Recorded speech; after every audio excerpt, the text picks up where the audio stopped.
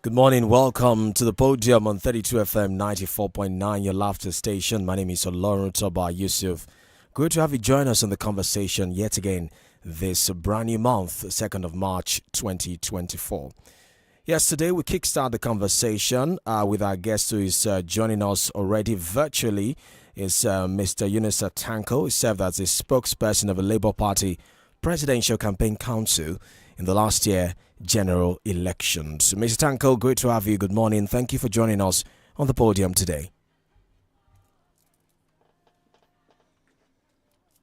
Can you hear me? Okay, please unmute your mic. Please unmute your mic so we can hear you. Can you hear me? Yes, we can hear you now. Thank you very much for joining us on the show. Good morning. Yes, good morning. Good morning. Yes, thank you so much for joining us. All right then. Thank you. So for having me. let's kickstart the conversation with the recent happenings within the Labour Party, the internal wranglings in there, allegations, counter allegations flying around. I just want to get your thoughts on how you think this internal bickering might affect the way Nigerians, hundreds of them who supported your party, believed in your party as being different from the established political parties in the build-up to the last election. How you think these internal bickerings might affect the way they perceive you now? Oh, well, there are two ways to it. One, I think they will start to observe whether the party has credibility in terms of how to steer the ship of leadership, present time and in the future. But at the same time, also, they can also view the party as being open for criticism in such a way that nothing is hidden. Everything that needs to be, that has come out from either internally or externally is on the table for open discussion, which of course is not obtainable in any political party in the country at the moment with regard to issue of funds, or even in regard to the issue of leadership, and with regard to issue of how credible or how easy each of the political party can manage their internal affairs. But let me clear this particular issue quickly before I allude to the same fact that I've already said earlier on. Okay. The true situation is that in the Labour Party, we have issues as regard to claims by individuals who assert that they've taken over the leadership of the party. And I want to make clear that as of today, there's no leadership tussle in the Labour Party. Many people will say, what do you mean? Let me explain. The issue is that some persons accuse the chairman of mismanagement and forgery. Those are the issues in the court initially. And these particular persons happen to be members of the party in the National Working Committee. So, and the court gave an interim injunction. And that particular injunction was also being challenged in the court to whether it will stand or not. And then a court in Edo State actually validated the position of the chairman as being the chairman of the party. Section 7 of Section 2 of the party constitution said that you cannot remove a chairman except if there is a national convention. The national convention must be called specifically for that particular purpose. Okay. So you see, it's not like any other party. That's why I always advise people, whenever you want to join a political party, try and read the constitution of the party and understand it. Then also get to know the manifesto of the party so that you can defend its interests. Right. So in the Labour Party, there. Yeah, you can finish your thoughts, yes. But the issue of accusation, that is already in the court and being yet to be determined by the court on adjudication. Right. And any other taken to the court. I just wanted to make it clear. I understand that. I understand that. And I also understand that, in the time past, when you look at the established political parties, when they have issues, they say it's a family affair. They will sort it out. And they always say that, conflict is inevitable in human life. It happens. But how you resolve it in such a way that all the parties involved will feel that they've been given a fair hearing is what matters. So beyond the courts now, beyond the courts, because this is not the first time some of these allegations have been coming up. The most recent one was the national treasurer of the party who was suspended after she raised the allegation of the mismanagement of 3.5 billion naira from proceeds of the sale of farm, campaign funds, and water view. So the way she was suspended, don't you think that will raise questions again about maybe there's some cover-up internally by the leadership of the party, want to protect, quote unquote, the national chairman of the party, Julius Sabure. Some say that the party itself need to look at internal mechanism to hear the parties involved critically before appearing to have taken a position on this allegation by suspending the national treasurer who raised it in the first place. Yeah, I agree totally that internal mechanisms are supposed to be used, and then probably how it's being used, whether it's being used as fast as possible or as quick as possible. I want to state here categorically clear that the National Working Committee of the party actually set up a committee to listen to all issues. In fact, I can assert that I was part of one of those particular committees, starting from the issue of Anselm, the issue of Arabambi. Committees were set up to really look into. And you heard from both parties. You heard from both parties involved. I was fortunate to be in one of those particular. In fact, to tell you the truth, where I have a video where Arabambi was apologizing to His Excellency PO that, okay, they are going to shield their sword and all. And that culminated into an agreement that they will not be in the court. That was even during the court process, and they will not come to the court. But unfortunately, they came to court and then start to assert themselves in positions of sitting arrangement. And that created a lot of fracas, which everybody saw in the Supreme Court at that time. And that was very bad in the appeal court, and that was really, really bad. So there have been committees. But before agreements are being made, people really just take laws into their hands and go out to the public. Well, it's all in the fundamental right of every individual to do so.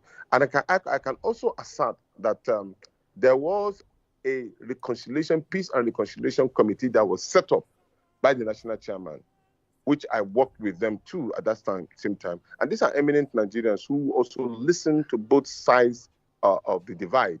And then they were about to make their own report to the national chairman. Then another issue came up. So it seems to us that it was a choreographed attempt in order to dislodge the party and give it a lot of, they say. But what about the latest one now from the national treasurer who has been suspended? That's why some people are saying that Buhari needs to step aside, because you cannot be a judge in your own case. It's an allegation. You need to, wash your hands clean. Let's see if you're actually innocent of this allegation. Exactly. Yes. And that is the reason why I give kudos to people who agitate inside if they have issues, even though they tried to make an internal solution to the problems. We have made those particular attempts. Now, let me also tell you that our principal, His Excellency Peter Gregory Obi, after listening to all of this, he's been in one or two of those particular meetings, he said there should be an independent auditing. He gave a direct, more or less like a directive that there should be an independent auditing to assert this particular accusation, whether true or false. That's to give credibility to the process. So should Abure step aside pending the result of that independent audit? Should they step aside? The independent auditing has nothing to do with Abure. All they need is their documents. All they need is that you should present all the documents to the audit department, and the auditors will give their own verdict. So whether it's on seat or it's not on seat does not interfere in any way with their Because some auditing. people will say there might be a cover-up because it's the one presiding over the party. It might decide which document to hand over, which one not to hand over. I'm a chartered accountant.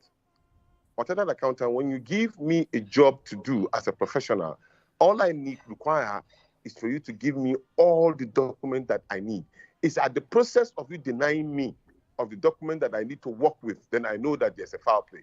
But if you can provide me with the statement of account, You can provide me with the vouchers in which you use. You can provide me with the budget in which you have in the first place to do what you said you are going to do. You are providing me the source of your funding and all of that.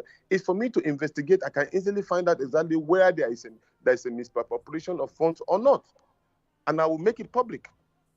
It's the report of the audit. Independent auditors are professionals. They will look at all the records of the book if they are even put the right records of the book in place. In a company, you must have certain documents, basic certain documents, before you can operate. And then I can easily. And don't forget also, yes, apart from the fact that we can have internal auditors, the Independent Electoral Commission, INEC, is statutorily mandated to look at the finances of the political parties. I've been a chairman, and I know. And I have all my records, both internal and external record of INEC. And INEC publish the audit report of every political party. After your election, you're supposed to present your finances. INEC will audit, and they'll bring in independent auditors. So at this point, there's two swords now to solve the problem. The INEC independent auditors that will come in, because it's INEC that actually appoints that particular auditors. The party does not know. They will only come in and do their work. And then the party is now called, or as His Excellency has called for, independent auditing of that particular. So two auditing is coming up on that particular account. Right. Okay, Mr. Tanko, we need to take a quick break. I want you to hold that thought. Let's take a quick commercial break. When we get back, we'll continue the conversation. Please stay with us. We'll be back in a moment.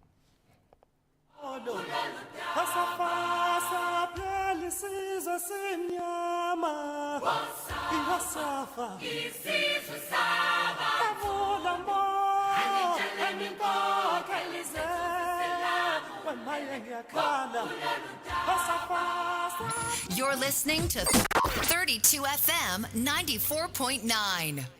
Now, what does it mean to be the overall best? Is it the overall accolades or the overall bragging rights? Is it the roar of the crowd cheering your name over all others? Introducing Overall Best Celebrity Showdown on Africa Magic, where big names play big games. Watch Saturday and Sunday from the 3rd of March as 3 squads led by 6 celebrity captains go head-to-head for 7 straight weeks of fun, games, and fierce competition for the title of Overall Best. From Africa Magic Showcase, Urban and Family. Stay connected to DSTV. It's your moment.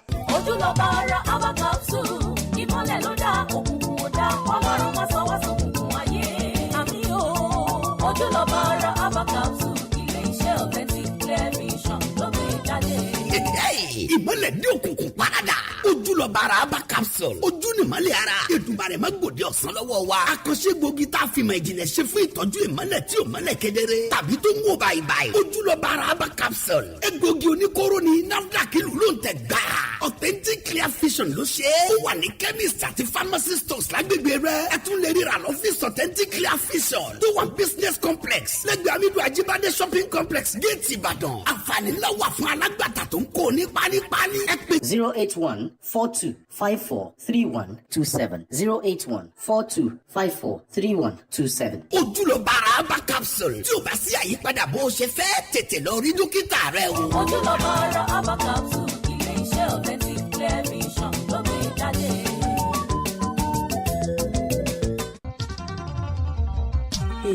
ṣọ́ra fóònù tiẹ̀ ló wá sọ títí tó o tún ṣe síbẹ̀ tí kò gbọ́ tó jẹ́ káwọn ẹnjìníà máa sọ ẹ́ di jẹunjẹ wo má jẹ́ kó tì sú ẹ ọ̀rẹ́ wa sórí àìrìn jìnnà láìrábùkẹ́ ọ̀kẹ́rẹ́ jẹ́ mú ẹ lọ sí iléeṣẹ́ tó máa yí nìke fóònù tó ń bọ̀ sọ fóònù rẹ di tuntun ní kíákíá ká lọ sí Real Phones Repair and Unlock Services. Real Phone Repair and Unlock Services ọ̀gá ni wọ́n nínú ká tún fóònù ṣe ká sòkú fóònù dá láàyè tó bá wá jẹ́ pé ẹ fẹ́ unlock fóònù ni ọ̀gá ni lásà Real Phones kó tún jẹ́ screen problem ni wọ́n ní gbogbo àrùn kárùn tó bá ń ṣe fóònù rẹ ni Real Phones abẹ gbéyẹ̀wò tí wọ́n sì sọ fóònù rẹ di tuntun. Bákan náà ni Real Phone àtúntò yín screen guide ọ̀fẹ́ pẹ̀lú guarantee. Iléeṣẹ́ wọn wà ní number 35C Nipos shopping complex ládojúkọ Cocoa House Ìbàdàn. Wọ́n wà láti wọlé géètì wọ́n tún wà lápọ̀tún rẹ̀ gẹ́lẹ́ tó bá ti wọlé tán. Ẹ lè pè wọ́n sórí 0706-436-8169 tàbí 0809-695-7878. Real Phone Dùgbẹ̀ Ìbàdàn ó kí gbogbo wa pé a kú ọdún a kú ìyèdún àṣeyí ṣàmọ́dún. Real Phones Repair and Unlock Services ojútùú sí gbogbo ìpèníjà fóònù rẹ.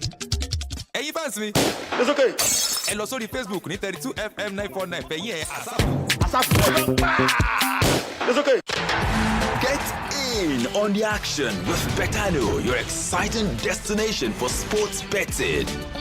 Enjoy an award-winning experience with amazing betting options, cash outs and missions, as well as other features. Join now and get a welcome bonus of up to 200,000 naira. Betano.ng, the game starts now. You're listening to 32 FM 94.9. Welcome back to the podium on 32 FM 94.9. We have Mr. Yunusa Tanko with us. He served as the spokesperson of the Presidential Campaign Council of the Labour Party in the last general elections. It's a panel discussion, so we also have our panelists with us.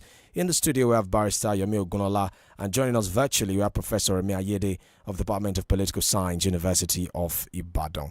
So let me go to our in-house panelists now, Barrister. So, Mr. Tanko, you'll be hearing the voice of Barrister now. He would be asking you questions and making comments on the discussion so far. So, Barrister, you have the floor. Yes. Good morning. Yeah. Yes. Yes, Yunusa, it's good to have you with us. Thank you, sir. Now, let me go to my question. Yes, sir. I have heard submissions from a cross-section of our people concerning the state of our polity. They say, even if Labour Party had won the election in 2023, the present situation, particularly the dire state of the economy, would not have been any different. Now, given the facts at our disposal, 1. Labour candidates in the National Assembly appear to have settled in, enjoying the unmerited largesse that goes with the membership of that legislature without complaining or any objections. And 2, the allegations of corruption in the party at its highest level of command. Can we say the skeptics who claim you could not have handled Nigeria any better are right? Oh, definitely not, sir. Let me explain.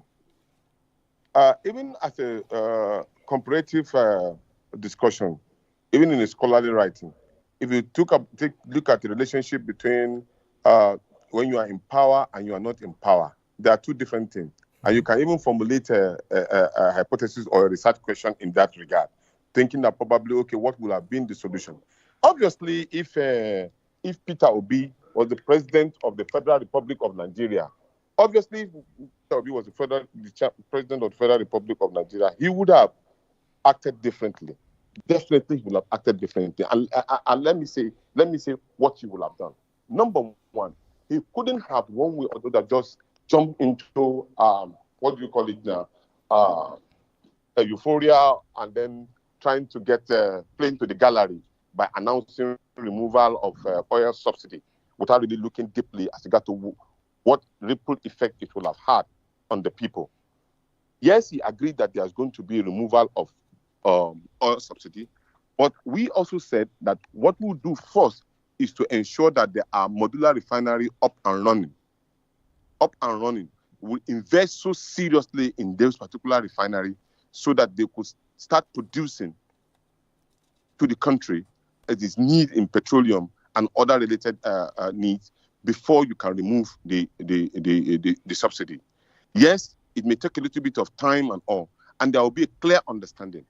But this particular removal in the first place sounds as if there was no preparedness in the first by this particular government, and that caused a lot of problems.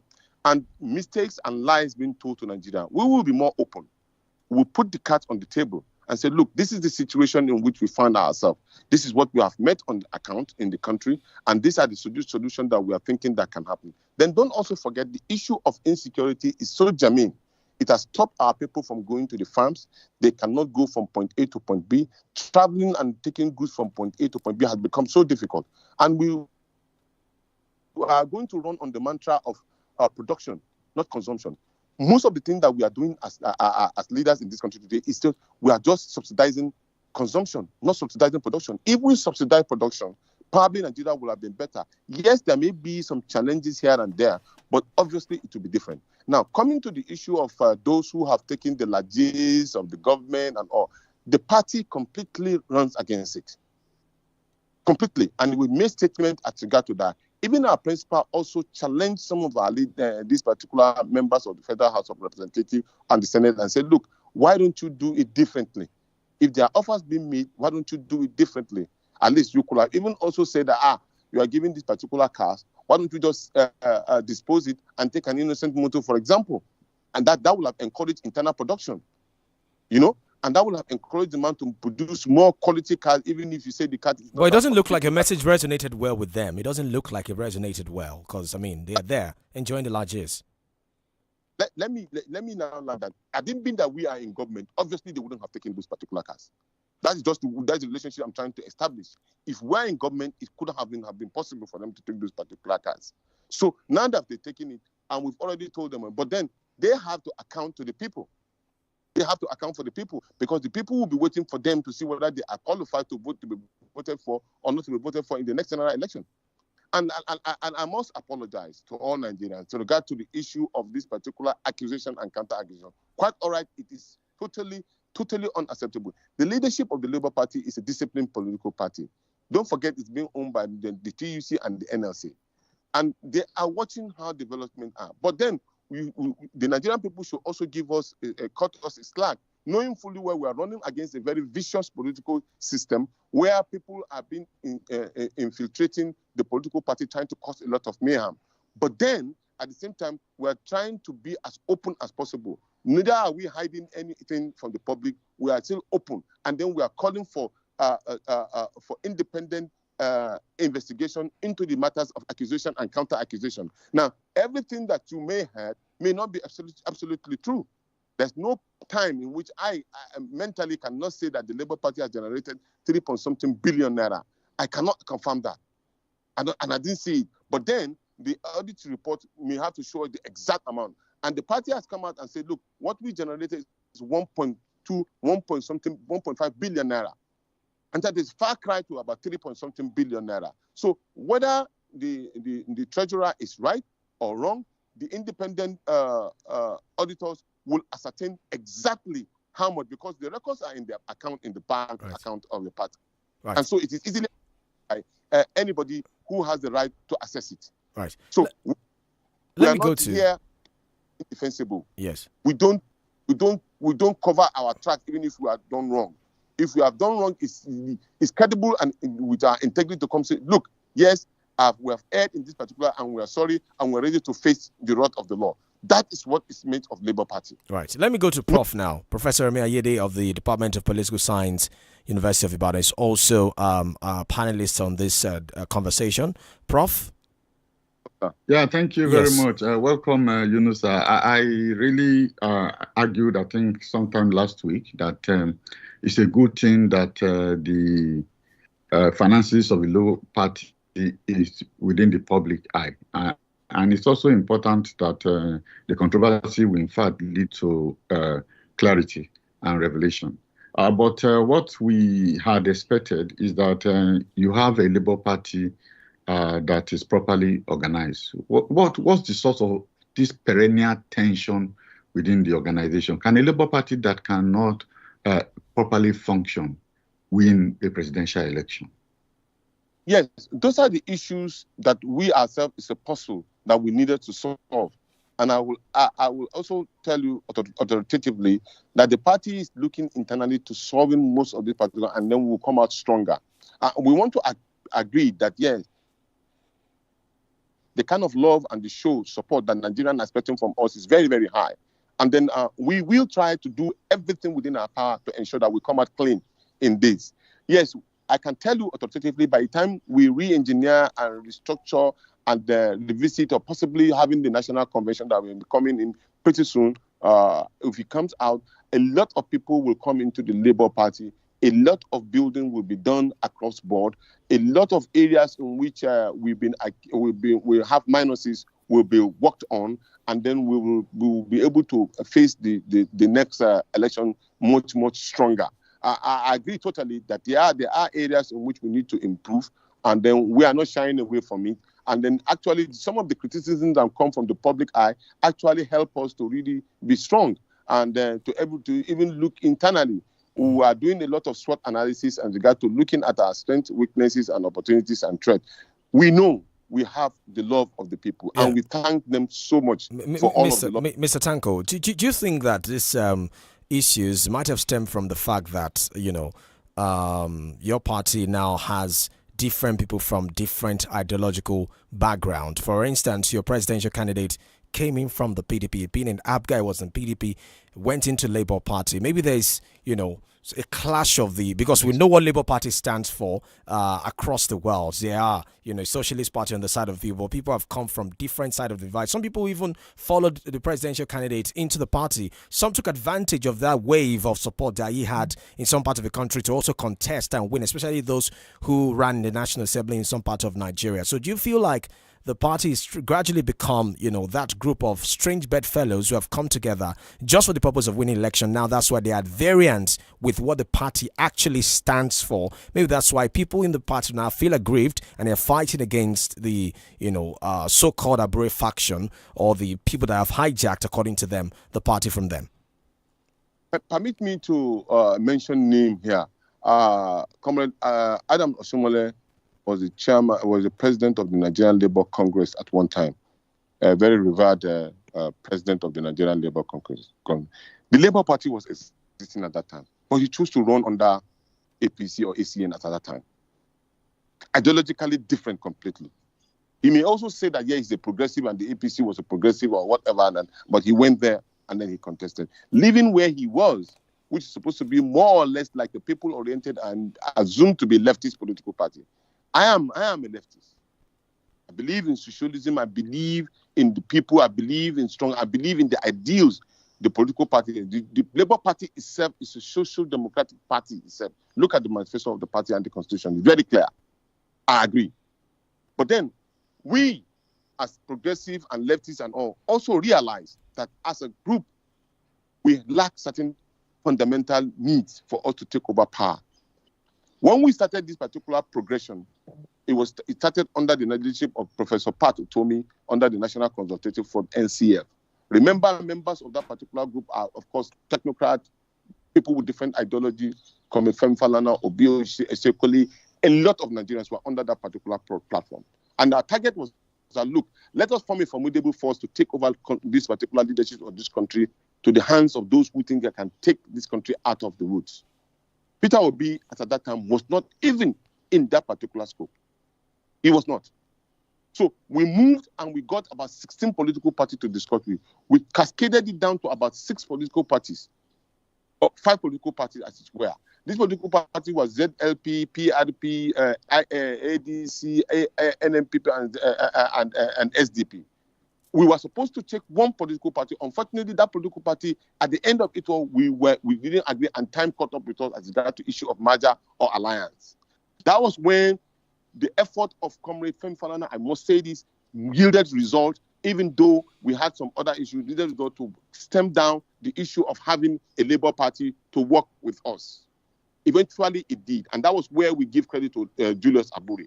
And eventually, we had the Labour Party as our vehicle to be used. Now, where people now come in, it is based on the discussion of a common denomination, which is what we want to do for the people. The people who are paramount, the people who are number one in our agenda. The people who are the people who are the target. We want to take them into a level to make them comfortable, because we know Nigeria has no business with poverty. So that particular catchment was people. The interest of the people, number one, bring a lot of people. You cannot deny Peter Obi from saying that he believes in taking the people out of the wood. You cannot deny that, because he has exemplified it in his past leadership. So as regard to whether he comes from the right or so, but the cardinal point that all of us agree upon is building an egalitarian society that will be good for every one of us. So therefore, we are ready to carry on a lot of people. Where we find ourselves short, as regard to either leftists or so, we were very short on regard to issue of finances. We could not in any way muzzle up. But if there are some people who believe in this particular one singular position as regard to how to emancipate the people, we can take you in. But no. Hello, can you hear us, Mr. Yes, Tanko? I can hear you. Oh, person that believe I in think that we missed you for a few seconds there. We missed you for a few seconds there. Oh dear. Yes. Oh dear, and I was vuvuzeling up. Please, you can relay it again, please. But what I'm saying is that yes, I don't know where you missed me, but I'm telling you where we started as the National Consultative. Yeah, we got that part. Front. We got that part. Yes. Front led by... We got that part. Okay. So the part we missed was where you started talking about, it's about what the people want and taking the people out of the woods, something like that. Our target was a common denomination, which is the people. How do we make the Nigerian people comfortable? They are only asking for power, light. They are only asking for good roads. They are only asking for how their economy will be better. They are only asking for education for their children. They are not asking for too much. These 5 points can be done, and then we face it squarely. That was our target. So anybody who had that particular belief is welcome in within that particular circle. And then for me, you cannot deny Peter Obi as somebody who believed in this particular 5 points. And so he has shown resilience, he has shown determination, he has shown character. Even though people will say he comes from we need people who have that particular belief, and then we all come in and support and win. Then we can base our ideology on the basis of what the political party stands for. There's no deviation. Once you come in, you have now become a combat. Yeah, Barrister? So those are the yes together. Okay, sir, I have another question for you. Yes, sir. Nigerians appear to be missing Tinubu in opposition because that appears to many to be his special forte. And the reason they are missing Tinubu in opposition is because it appears the Labour Party is not well poised to act as an opposition party. For instance, they appear to be incapable of coordinating protests in the face of widespread suffering and smiling in the land, and a government that appears lost in a maze. So, what is happening? Sir, I disagree, sir. Probably that's the word of some of the actions of scholars. They always they have been trained to argue. So, sir, permit me, I disagree on this. He's a lawyer, so he's trained to argue too. So, I mean.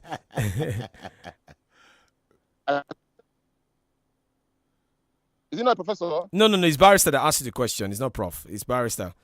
Oh, okay. Yes. Even then, lawyers who are trained to be obviously argue very well. Yes. I think that argument. In any case, when Peter Obi, when we finished the Supreme Court issue, we formally announced ourselves as an opposition political party. Are you with me? Yes, sir. Okay. Now, we went in full-fledged, and we've been doing it. Peter Obi has been almost every day. You see him making constructive criticism and providing solutions. What you may not have is for us to coordinate a kind of demonstration and protest on the street, just like probably what Bola Ahmed Tinubu was able to do in those days. Don't forget, they have tax money, resources, and they were in government.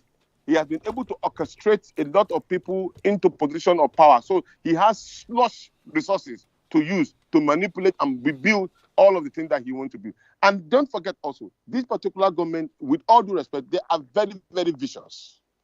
Permit me to say this. I'm so sorry. They are very, very vicious. They will go at you even if you are making constructive criticisms. You can even see, as we speak right now, the hunger that is in the land. The Vice President of the Federal Republic of Nigeria is accusing us of orchestrating the protest that was happening on the streets.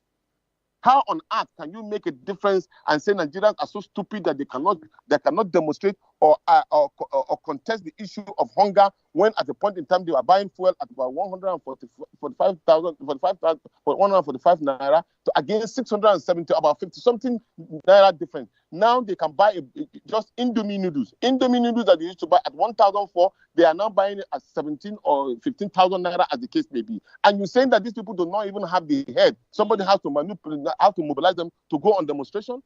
Can you believe that? So this is how vicious these particular people can be.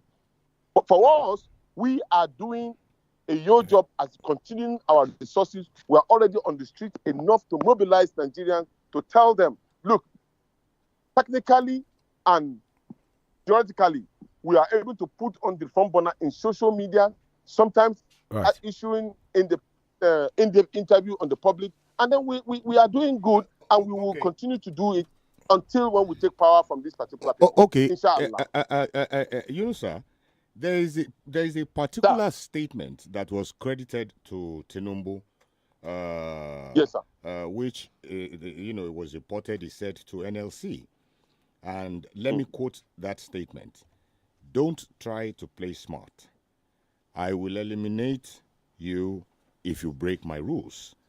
I found that despicable, uncouth, unguarded, and an arrogant language, and which I felt that there ought to have been an equal and opposite reaction to it by the Labour Party. Why haven't we heard anything? I must tell you, sir, there are so many vicious statements being made by this one, so you don't even know which one you are going to deal with immediately.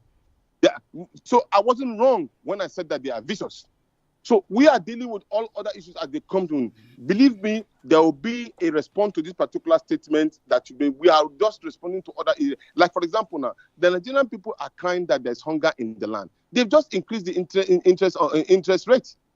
So we just make on that, as regard to that. They don't really care about the Nigerian. Mr. Tanko, let me quickly go back to what you said about being the official opposition, because people say politics is a game of numbers at the end of the day. If you look at the numbers right now, the PDP has the highest number of states they are governing after the APC. They have the highest number of lawmakers in the National Assembly after the APC. The Labour Party has one state in Abia and then a few lawmakers in the National Assembly. That's on one side. Also, if you say that you're the official opposition, that means that you have been able to attract a lot of people and to assert yourself nationally beyond the candidacy of Peter Obi in the presidential election. If you look at the numbers in the off-season election in Bayelsa, in Imo, in Kogi, they are not encouraging. So, I mean, some people might want to disagree with you that you're the official opposition going by what is on ground in terms of being able to assert yourself nationally beyond the presidency or presidential campaign of Peter Obi.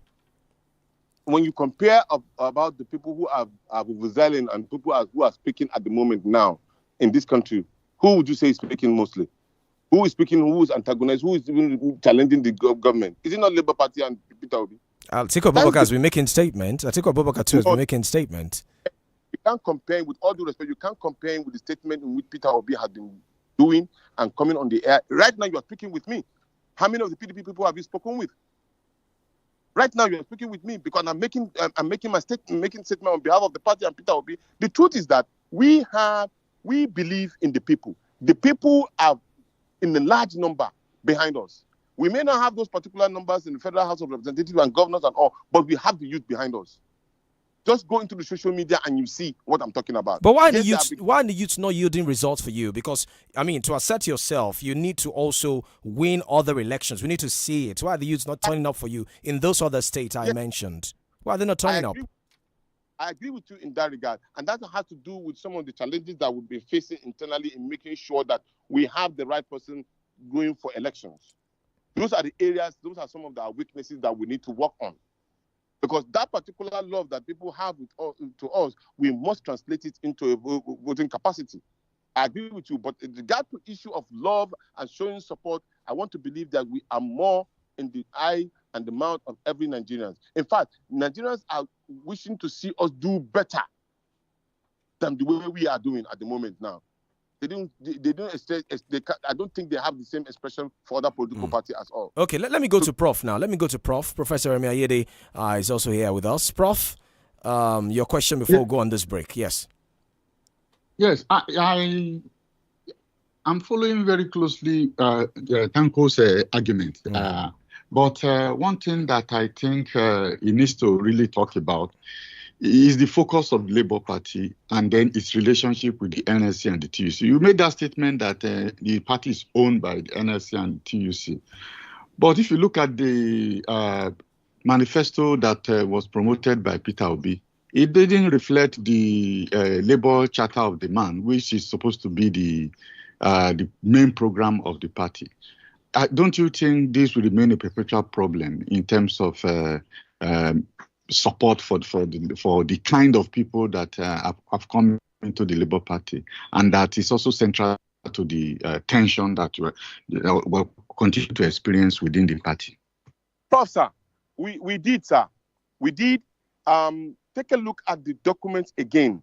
In fact, remember, I was the chairman of the National Conscience Party, and I have my leaders who argued with me seriously as regard to the line of thought, the line in which you have just opined now.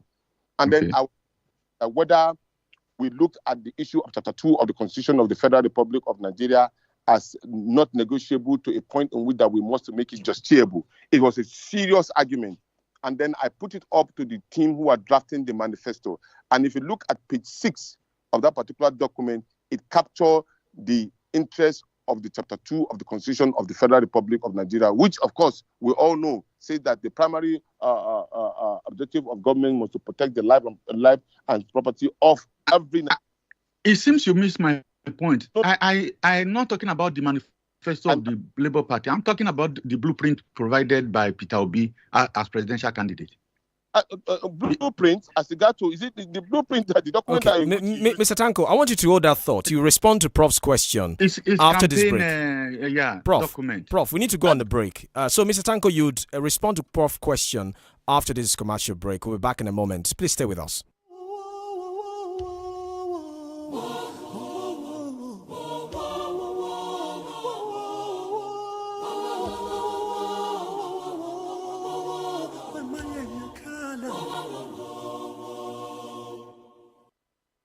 Safa pelisizo simnyama iwasafa isizwe saba.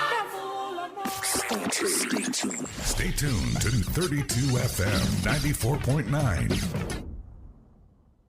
Ojúlọ́bàárà Aba Capsule, ìmọ́lẹ̀ ló dá òkùnkùn ó dá, Ọlọ́run má sọ wá sókùnkùn ayé. Àmì o, Ojúlọ́bàárà Aba Capsule, ilé-iṣẹ́ 𝐔𝐇𝐈𝐒 ló gbé jáde. Ìmọ́lẹ̀ dé òkùnkùn parada. Ojúlọ́bàárà Aba Capsule. Ojú ni ìmọ́lẹ̀ ara. Èdùmàrè má gbòde ọ̀sán lọ́wọ́ wa. Àkànṣe gbòógì tá a fi mọ̀ ìjìnlẹ̀ ṣe fún ìtọ́jú ìmọ́lẹ̀ tí ò mọ́lẹ̀ kedere. Tàbí tó ń wò báyìí. Ojúlọ́bàárà Aba Capsule. Egbògi oníkóró ni NAFDAC ìlú ló ń tẹ̀ gbà. Authentic Clear Vision ló ṣe é. Ó wà ní chemist àti pharmacy stores lágbègbè rẹ̀. Ẹ tún lè ríra lọ́fíìsì Authentic Clear Vision. Tó wà business complex. Lẹ́gbẹ̀ẹ́ Amidu Ajibade shopping complex Gate Ìbàdàn. Àǹfààní ńlá wà fún alágbàtà tó ń kó ní pálípálí. 081-4254-3127. 081-4254-3127. Ojúlọ́bàárà Aba Capsule. Tí o bá sí àyípadà bó o ṣe fẹ́, tètè lọ rí dókítà rẹ o. Ojúlọ́bàárà Aba Capsule, ilé-iṣẹ́ 𝐔𝐇𝐈𝐒 ló gbé jáde. To stream this current show live on Facebook, simply type 32FM 949. Fẹ̀yìn ẹ̀. Bá mi, ẹ kú lé o. Ọmọ mi ìyẹ̀rú òkín, ò máa ṣètọ́jú ìwọ náà. Ẹ gbọ́ bá mi, wọ́n lára ò mókun. Ó ṣe ń ṣe ní ìrìn náà ni. Igun ara ò máa san mi. Iṣan ara ń fà mí so. Oríkèéríkèé ara ń dùn mí. Ìbàdí tòun ìgbàrúkọ ò jẹ́ tèmi. Ẹlẹ́rìí dáadáa. Láì tí ìdàgbà tó bẹ́ẹ̀. Gbogbo oògùn tí mò ń lò ló ń já sí pàbó. Mo ti fọ̀rọ̀ yìí lọ àwọn èèyàn. Ohun tí wọ́n ń sọ ni pé ká lọ rẹ gbòógì Mustif capsule. Wọ́n ní ògùn náà gbòǹgbò egbògi tó kápá gbogbo àmì tẹ́ ń rí ni. Lẹ́sẹ̀kẹsẹ̀ ni mo ti yá lọ bá yín rà. Ẹ gbà, ẹ máa gbé e lura. Kára yín wà pa wà ká ń dọ̀ padà. Ò ṣe, mo jẹ́rìí rẹ ọmọ mi. Mustif capsule. Ó wà káàkiri ibi tí wọ́n ti ń ta ojúlówó oògùn nílùú Ìbàdàn. Mustif capsule wà ní Danax pharmacy Adamasingba, Tanimola pharmacy Òkè Àdó, Aslam pharmacy Mọ́kọ́lá roundabout, Mustif pharmacy Àpáta, Solution pharmacy Agbeni. Mustif capsule wà nílùú Ìsẹ́yìn, Ọ̀yọ́, Ìkirè, Ìwó, Ẹdẹ, Ògbómọ̀ṣọ́ tàbí ní nọ́mbà 30 Pàdékọ̀yà house, Àǹfààní road roundabout, Ring road Ìbàdàn. Iléeṣẹ́ Tèmítáyọ̀ Trado Medical Nigeria Limited ló ń ṣe Mustif capsule jáde. Láti mọ̀ gangan ibi tẹ́ ẹ ti lè rí Mustif capsule aládùúgbò yín, ẹ pè 081033694 434. bí àyípadà kò bá sí lẹ́yìn ọjọ́ méjì lọ rí dókítà rẹ. Now, what does it mean to be the overall best? Is it the overall accolades or the overall bragging rights? Is it the roar of the crowd cheering your name over all others? Introducing overall best celebrity showdown on Africa Magic, where big names play big games. Watch Saturday and Sunday from the 3rd of March as 3 squads led by 6 celebrity captains go head-to-head for 7 straight weeks of fun, games, and fierce competition for the title of overall best. On Africa Magic Showcase, Urban and Family. Stay connected to DSTV. It's your moment. Ramadan dé oṣù ìkẹlọ́jà Ramadan dé oṣù àlùbáríkà ní 32 FM 94.9 Àjàkẹ́rin Cocoa House náà wà nìbàdàn ọ̀nà ń kí wa pé a kú àmójúbà o múmínà á máa pọ́dún ó mà tún ti yá ká wá ṣiṣẹ́ ládàá ká so nígbọ̀wọ́ ètò iye tágbára bá ká ìṣẹ́jú márùn-ún mẹ́wàá tàbí ìṣẹ́jú mẹ́ẹ̀ẹ́dógún ọgbọ̀n ìṣẹ́jú wákàtí kan lówó pékeré ọyá kàgbéra ká lọ rálága Ramadan hello Mr. Ayédùn 07083196095 àwọn gan ló máa gbé tàbí kẹ́pẹ́ Yusufu lórí nọ́mbà yìí 08146113680 àwọn ló máa gbé Ramadan yìí máa dùn wá ó sọ̀pọ̀ ọdún. You're listening to 32 FM 94.9. Safa pelisizo simnyama iwasafa. Welcome back. The podium on 32 FM 94.9. We have Nina Satanko with us in the studio. We also have, our in-house panelists as well. We have a surprise guest that will be joining us shortly. But let me let Mr. Tanko finish his line of thought, respond to Prof's question before we went on that break, and then we'll continue the conversation. So, Mr. Tanko, please respond to Prof's question. Can you hear me? Yes, I can hear you now. Please respond to Prof's question. Yes. Prof, I believe the document you are referring to is the manifesto of the party. We call it... what you call our compact with Nigerians is different from the manifesto of the party. That's actually precisely the point I'm making. That there's the Labour Party manifesto, then you have the Peter Obi program, which you call our compact with Nigerians, creating a new Nigeria. That's where it talked about subsidy and some common policy position between him and the APC, the president, the current president. And that's why people are thinking that there could not have been any difference, which is the point that Barrister made earlier. So I am thinking that is there no tension between the program of the candidate and the aspirations of the NSC and the TUC in terms of government policy? Don't you think that will remain a perpetual problem going through the future? Because again, you have to address this claim when you are preparing for 2027. Exactly, sir. That's why I'm saying that particular document, as you mentioned, the compact with Nigerians, is the manifesto of. That's the manifesto of it. It's different from the manifesto of the party. But that's right. But the truth is that we took into cognizance because a committee was set up by under Professor Bongo, Bongo, and Ambassador Kesh, quite enough, Professor Pat Otomi. A lot of intellectuals sat down on that document. It took a while to get it out because of the intellectual disposition that was put into it. And a lot of argument come in. That's why I'm saying that particular document contained this particular argument as regard to the chapter 2 of the Constitution, which I was challenged, carried in that particular document. I said page 6 of it, you can make reference to it. In fact, a lot of our comrades did not even know that it contained the issue of chapter 2, which was a very... Then secondly, there was an issue of removal of fuel subsidy, which the position of the Nigerian Labour Congress as at that time was that they did not really agree that the fuel subsidy should be removed because they feel it will have a negative effect on the people. And then we are also saying that the scam behind the fuel subsidy is so huge that those particular money that is being used for the subsidy will have been plugged into productive use and then make the country much more comfortable and they will benefit more from it if it's being utilized effectively well. But then the argument was that how do we cushion the effect of the removal of the subsidy, which I've already mentioned earlier on, that will have putting it into more productive use than consumption use. So that way, it could have saved the people, and they will have seen results instantly, making their life more comfortable instantly, rather than taking their money into the hands of just few people and unaccounted for. But this particular amount will have been opened and be accounted for, and will have been used into plugged into building the modular refineries that will have been producing for us, rather than consuming that the way we are taking our oil outside the country and unaccounted for.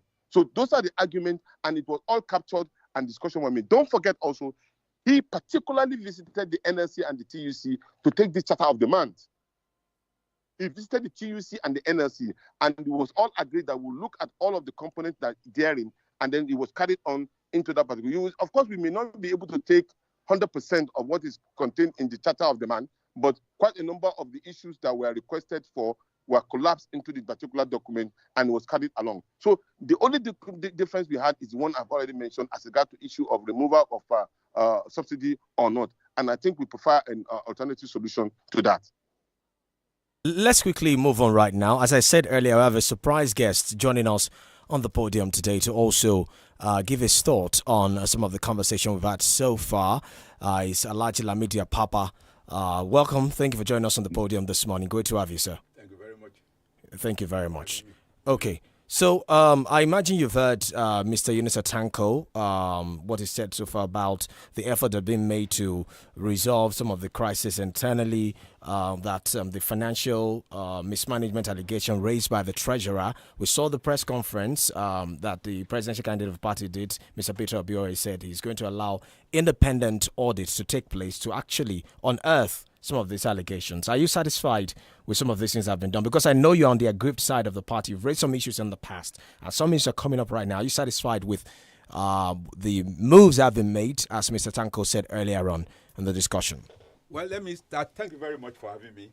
The issue of allegation made by the treasurer, that's Oluchi Okpara, is quite different from the one we have on ground before. But just an additional to what we have before, because Oluchi made an allegation. Oluchi is one of the signatories of the party's account. And I wonder that immediately... Okay, yeah. I wonder that immediately Oluchi made that allegations, she was suspended.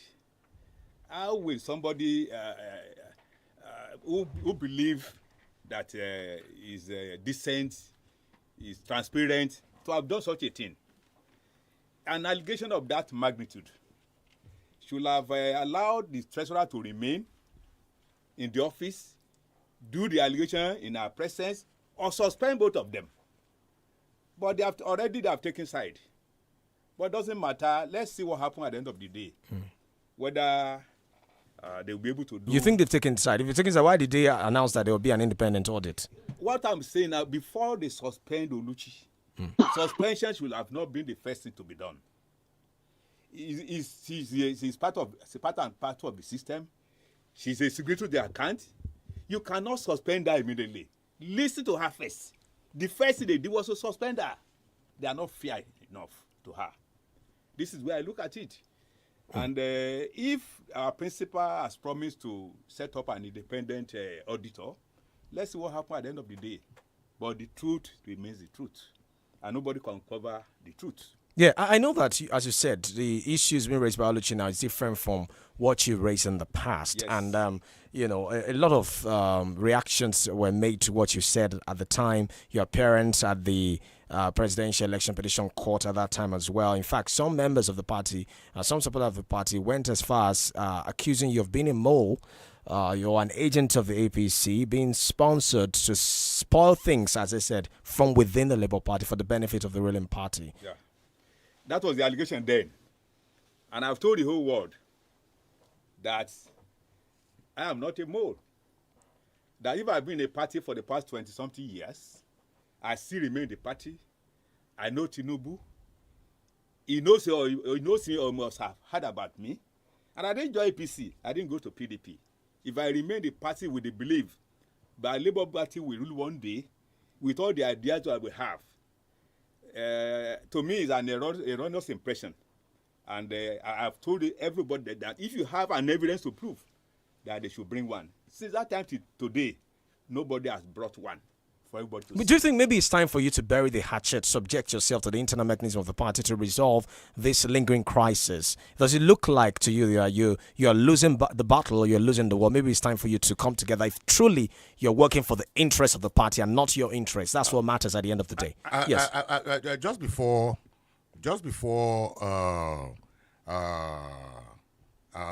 big brother answers that question, because mine is also, in that area. Okay. I want to ask Alhaji Apapa a few questions. Please go ahead, sir. Are you still a member of the Labour Party? I am. Because just a moment, because it appears you have a parallel party. In Edo State, for instance, you appear to have sided a different candidate from the one put up by the Labour Party.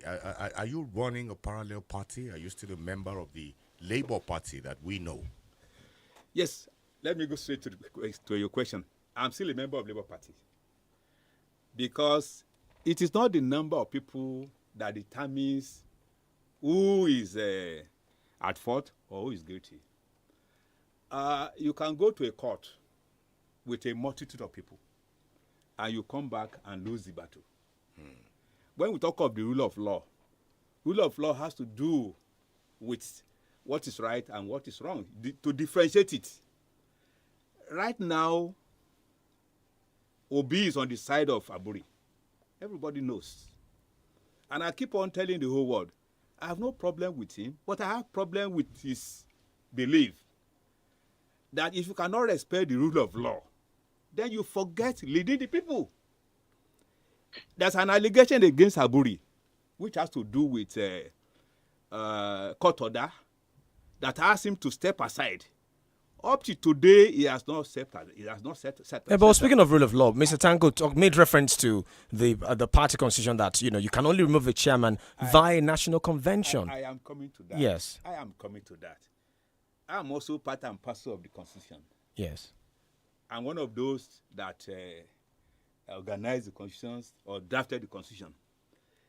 The Labour Party said you cannot remove the national chairman of the party without ABCD, except for an offense that affects the state. This is a criminal offense. We are not talking of an internal issue. A criminal offense. But does it affect the state? It affects the state. How? Let me explain. You are not in government. Let me explain. Isn't it your party that it affects? Let me explain. Because there's a reason why I'm saying that. Yeah. Because I have been a very, very keen watcher, particularly of this subject matter, where the Supreme Court held that, the internal politics of a political party remains within the political party. And if somebody like me, for instance, you're an interloper. You're an interloper. I will be called an interloper. So how does that affect, the country rather than the party? Let me expatiate. Okay. At the beginning, it can be regarded as an internal issue. But why the court restrained Aburi was because court document was forged. That is outside the party. Court document was forged. And it is that same court that restrained Aburi. That you cannot forge a document and still remain in that office. You haven't answered my question. Wait. I want you to answer my question and then respond to whether or not you are running a parallel party. Wouldn't that be contempt ex facie curia, which still restricts, the one who has been offended? It is contempt against the court if they forged those documents, except, of course, if the powers that be want to take it up. But you can see from what you have said, it is the court that is reacting, that its documents were forged. So it's a contempt, allegation, coming from the court. Let me explain properly. Okay, maybe you have not heard me very well. Okay, please do. At the beginning, you can regard it as an internal problem of the party. because a matter was taken to the court. And in those documents, one of the court documents was forged. And that document was referred to the court for examination. The court now confirmed that this document did not emanate from this court. And for that, they now refer the same matter to the same court. And the court now said, with this forgery, the court cannot tolerate this type of person to be in the system. It is outside the party structure. That's why I said an aspect of it is internal. The other side of it is against the state. Okay, let's look at the aspect of it that is internal now. Of course, we know that Olumide Akpata, the former NBA president, emerged as a candidate, let me say, from the Abure faction. I don't even know the right word to use. But let's just go with that.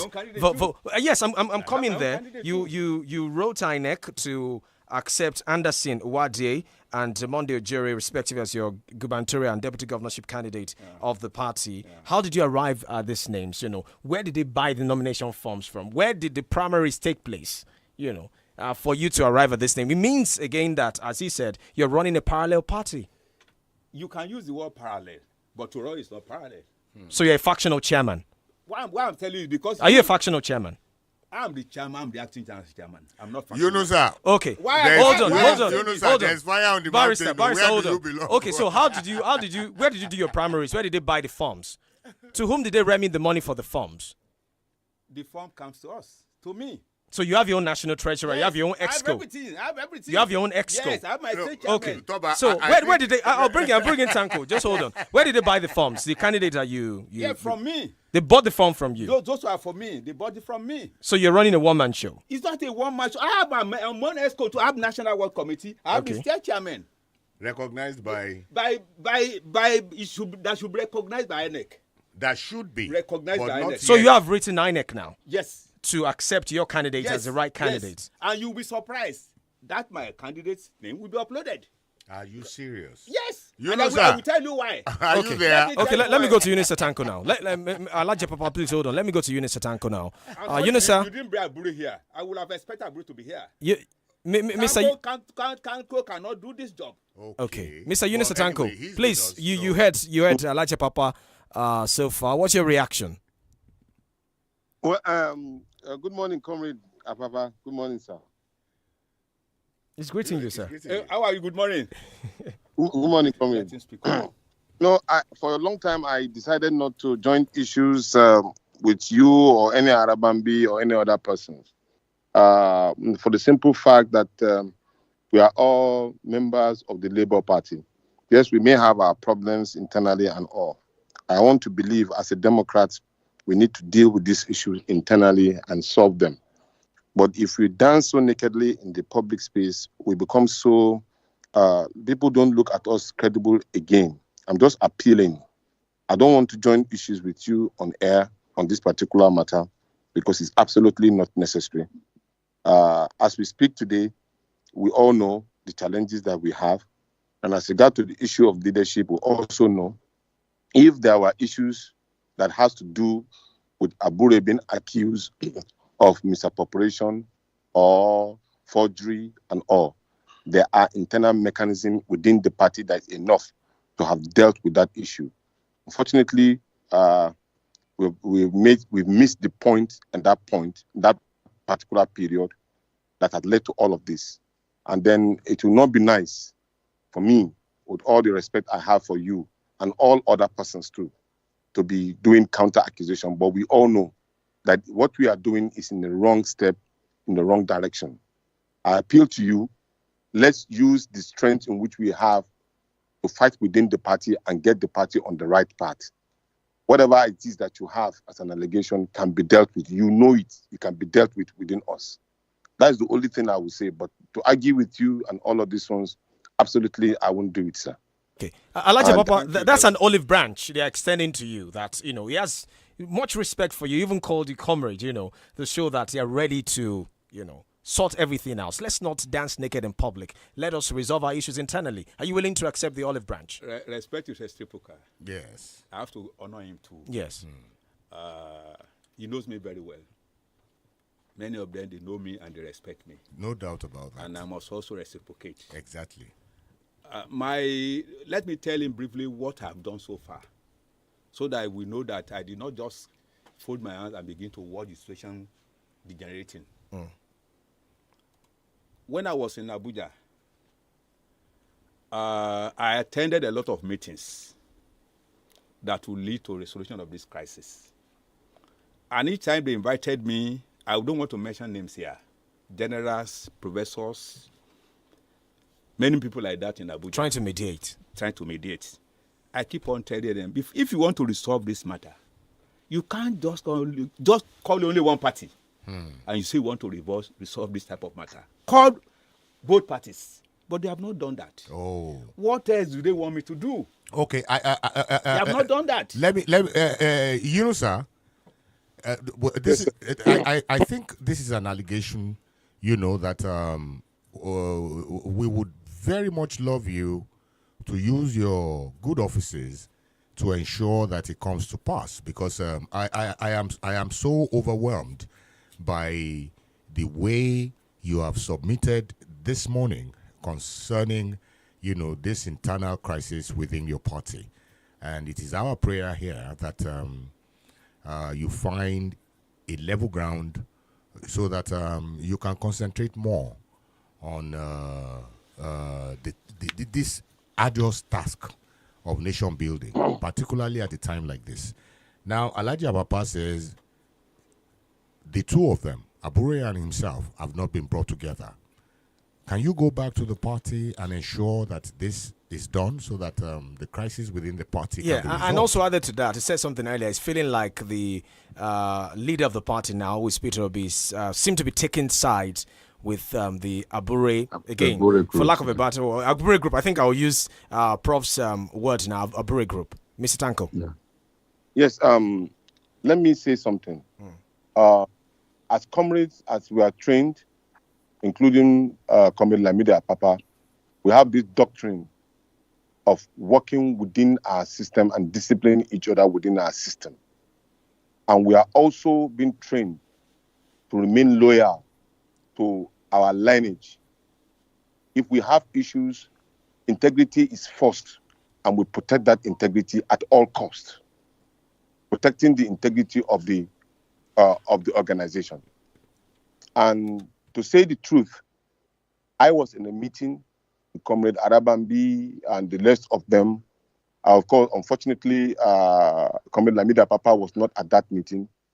We had that meeting, myself, Isaac Balame, and quite a number of people. And on that day, we were resolved that everybody should shield his sword, that our principal has offered. The principal is a very law-abiding person within the system. He's not supporting any particular faction. He's just been a loyal party member, just like any one of us. So he agreed that there will be a meeting between Comrade Lamide Apapa and Abure. And that night, the next day, we were supposed to go to the Supreme Court, to the Appeal Court for continuation of our case. We all agreed, it's on record, that we agreed that nobody should do anything that would be inimical to the case in which we have in the court. We all agreed. And then the message was sent. In fact, not only him was ready to meet with Lamide Apapa and Abure, including the elders of the party, particularly the INT'L organization leaders and the Afenifere people and some members of the Arewa Consultative Council who are sympathetic to a democratic tenant, not particularly, say, a political party, but they were interested in protecting our democracy. And they wanted to see us having a seamless election coming up. So it was agreed that the principal will give a date that we'll all meet. Unfortunately, while we were going to the court the next day, That was when Comrade Lamidi Apapa appeared.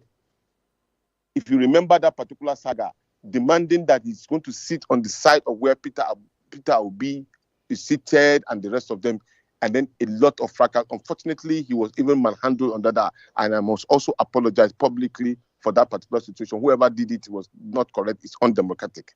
But then it happened on that day. So that, of course, actually caused a lot of problem within the arrangement of peace resolution, and then the thing was escalated.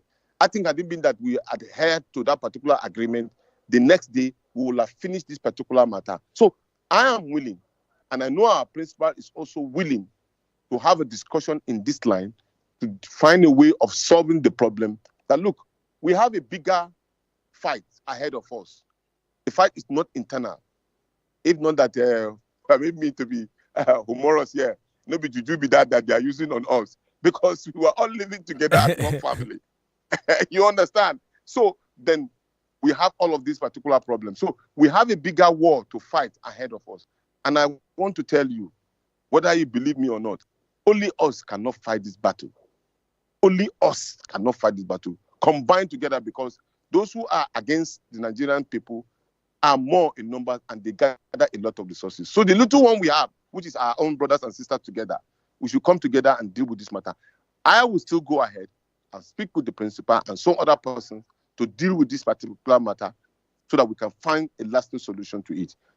Together we are, there's always a saying in the comradeship that they don't always antagonize, but organize. We are ready. Okay, let me go to Barrister and then we'll go to Prof after that. Barrister. Okay.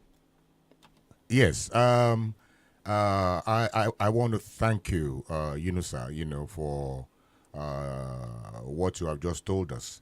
And my question will go to Lamidi Apapa.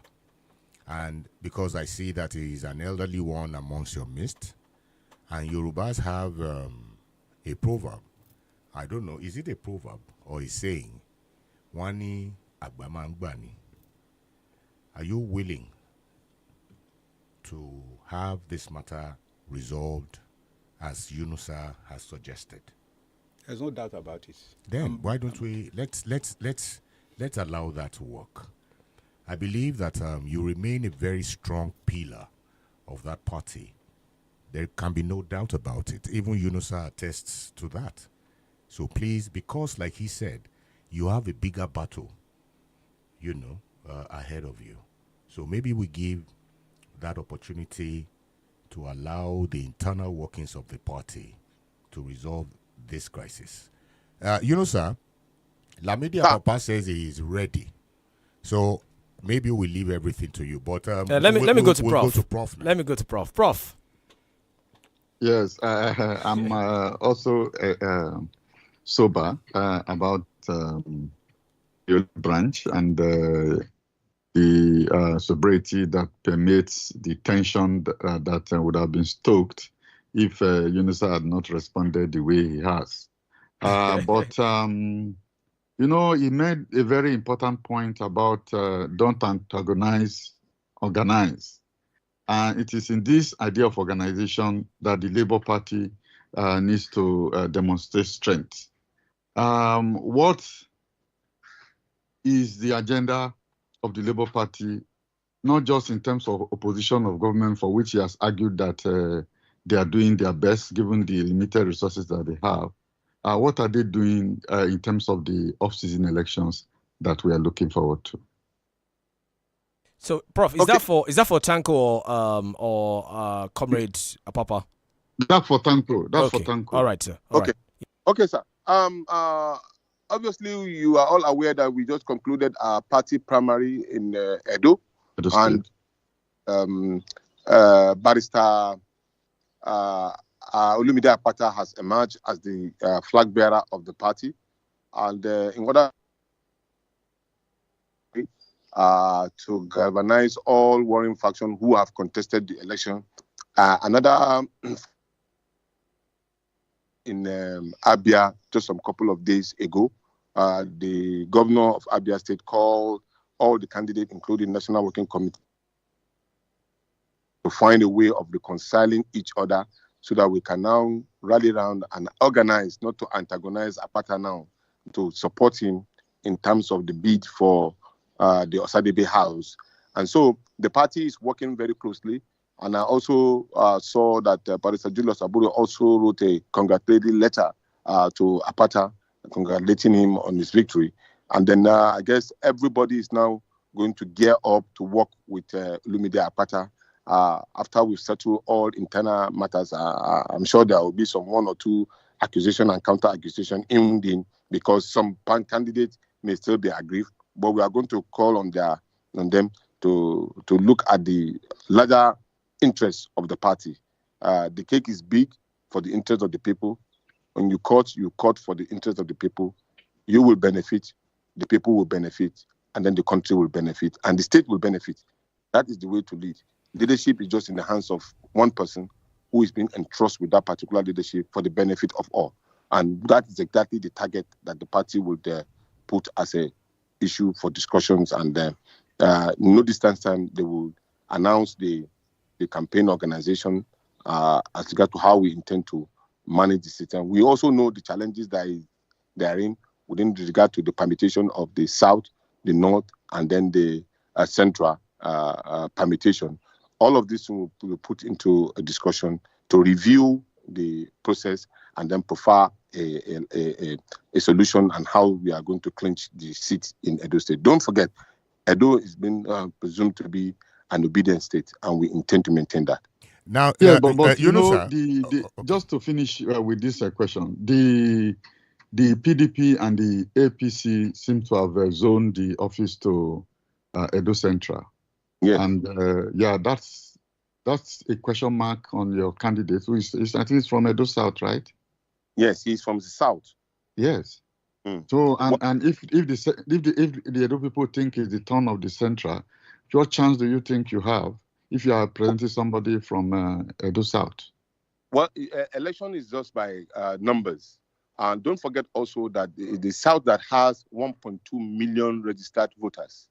The Central has about 300 registered voters. Then the North has 500 registered voters. So the larger population of the voting circle comes from the South itself. And so that's where Olumide Apata come from. Now, if the both PDP bring out two persons from the Central, that means from our own permutation, we only need to take a deputy, a very strong deputy with a large followership from the Central to be the vice to Olumide Apata, and then we'll be coasting home to victory. And then we are hoping also that the numbers will come strong for us, because both PDP and APC will have a divided interest in the Central. This is our own calculation. You also do. Pending the resolution. Okay, Prof. Prof. It's not a homogeneous community. It's a melting pot. Prof. So the same dynamic will we need to. there. Prof, hold that thought, sir. Hold that thought, Mr. Tanko. Hold that thought, sir. Let's take this break. When we get back, both of you finish your line of thought. Remember, we're live on Facebook, 32FM 949 Fenye. You can also watch it on YouTube as well. Drop a comment on Facebook. We'll be back in a moment on the podium. Don't go away.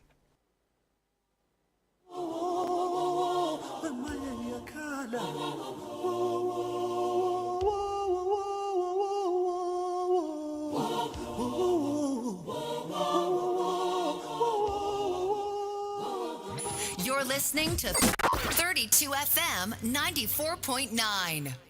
Now, what does it mean to be the overall best? Is it the overall accolades or the overall bragging rights? Is it the roar of the crowd cheering your name over all others? Introducing Overall Best Celebrity Showdown on Africa Magic, where big names play big games. Watch Saturday and Sunday from the 3rd of March as 3 squads led by 6 celebrity captains go head-to-head for 7 straight weeks of fun, games, and fierce competition for the title of Overall Best. From Africa Magic Showcase, Urban and Family. Stay connected to DSTV. It's your moment. I know say make you no follow anybody where you want follow, but no matter who you follow, no forget to follow us at 32FM 949 Fenye on Facebook. Ramadan day oṣù ìkẹ́lọ́jà Ramadan day oṣù àlùbáríkà ní 32FM 94.9 Àjàkẹ́rin cocoa náà wà nìbàdàn. Ọ̀nà ń kí wa pé a kú àmójúbà o. Múmínà á máa pọ́dún. Ó mà tún ti yá ká wá ṣiṣẹ́ ládàá. Ká so nígbọ̀wọ́ ètò iye tágbára bá ká.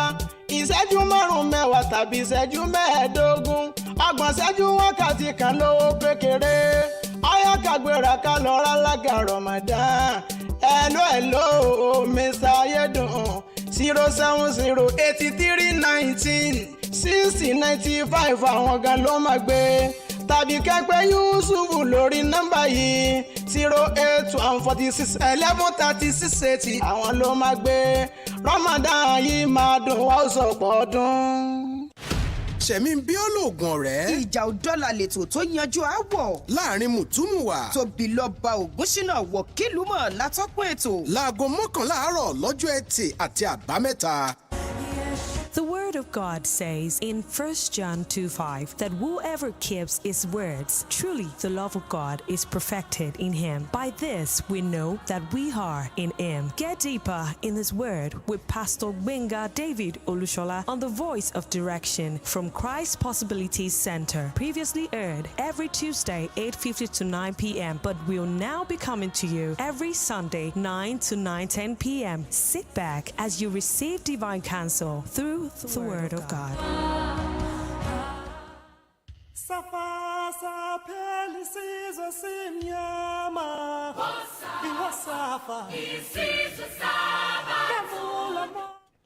Welcome back. The podium on 32 FM 94.9. We have Yunus Tanko with us and Comrade Lamidi Papa. We also have Professor Emi Ayede and Barrister Ogunlola. Those are in-house panelists. Before that break, Prof and Tanko were talking about the zoning formula in the ahead of the Edo governorship election, and how it might affect the calculation of Labour Party. And I remember Tanko saying that, one of the things they're also counting on is the fact that APC and PDP are going with a divided house. Shaibu is saying he won the primary. Ijaodola has been announced. Something similar is also happening in the APC. But it looks like in Labour Party, pending the resolution of the crisis, Elijah Papa has his own candidates. Olumide Papa also has his own candidates as well. So, Prof, just finish your line of thoughts with Tanko, and then we'll continue with conversation. Yeah, I think you need to also talk to the point that you have raised them. But the point I was making was really that Edo South is a melting pot. I mean, the votes are likely to be shared if a lot of people are convinced that the office should move to the Edo Central, because they've had Obaseki for 2 consecutive terms. Adam Shomile from the north has 2 consecutive terms. So it's actually the time for Edo Central. So that might have effect in the vote in Edo South, especially in Benin City and its environment.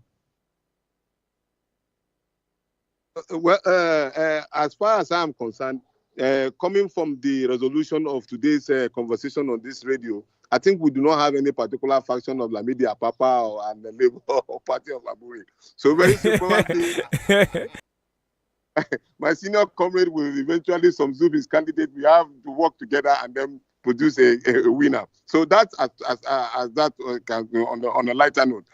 With regard to the issue of Central and South in Edo State, the truth about it is that it is not any kind of a formula that is agreed upon in writing. It is just a mutual understanding that, okay, morally, a moral situation, that, okay, it is the turn of the Central.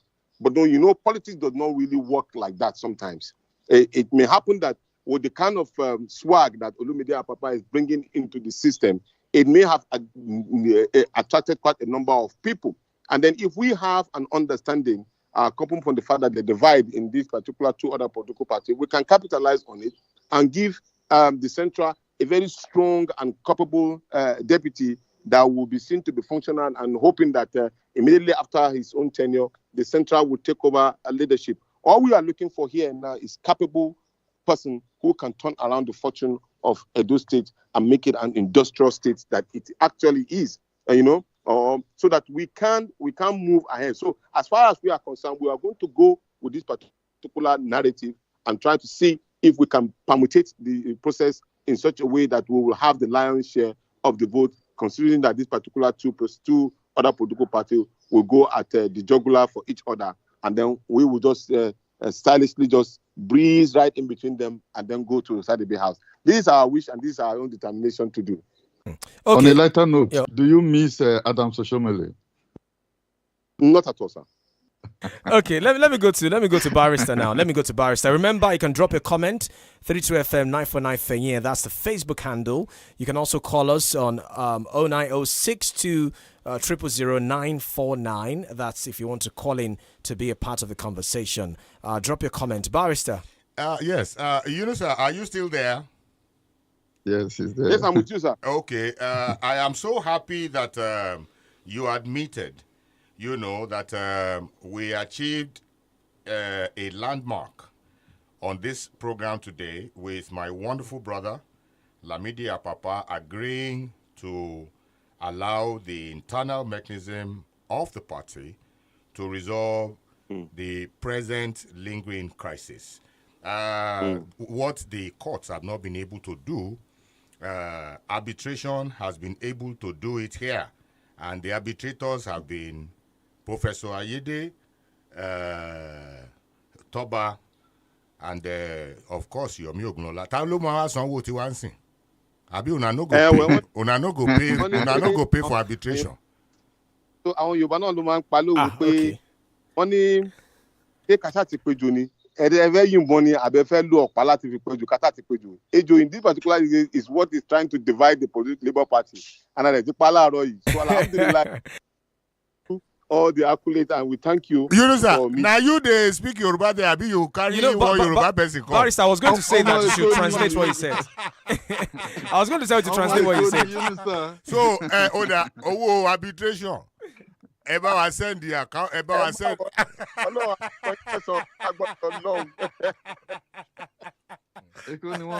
Okay, I think we have a call. Hello, good morning. Morning, sir. Okay, sir. So I haven't heard the conversation. First of all, that postman from Labour Party, I really love him. He's an humble man indeed. So the humble fashion by his special grace of God, I will urge him to please, with humble heart, to please accept and let them resolve the issue. I haven't apologized with him through that postman. He should please. So let the two factions come together. But I will advise the spokesman, the other spokesman, to please talk to the other faction for them to call meeting. So having said that, Mr. Moderation, please call out your number. We need your number. Okay, sir. Thank you, sir. Okay, let me take some comments. Remember, you can call 0906 6200949 or 0906 2000949. That's the number. On Facebook, 32FM 949 Fenye. Let me see if I can take some comment. Okay, Victor says this is simply the English version of Ijaodola on the podium this morning. God bless 32FM. God bless the entire podium crew. Okay, thank you. This one says, this one, 𝐂𝐑𝐈𝐒 says, Barrister Sir, former president already compensated as governorship candidates in Edo. They don't say to you, sir. Okay, Barrister, that's for you. Your former NBA president. So who settled who? Anyway, he says, congratulations to Podium for harmonizing. Baby, yes. My sick. I bet you did call them that time. Barrister. Anyway, 𝐂𝐑𝐈𝐒 sent another one. He says, congrats to the Podium for harmonizing the two groups within the Labour Party. Sincerely, I want to believe that after this program, the two groups will meet. Let me see now. Will meet and resolve their issues. Nigeria shall be better. Okay, thank you. It says, since we're talking about Labour Party, if your party had won the presidential election, what would you do differently to reposition Nigeria? I think Sanko addressed that earlier on.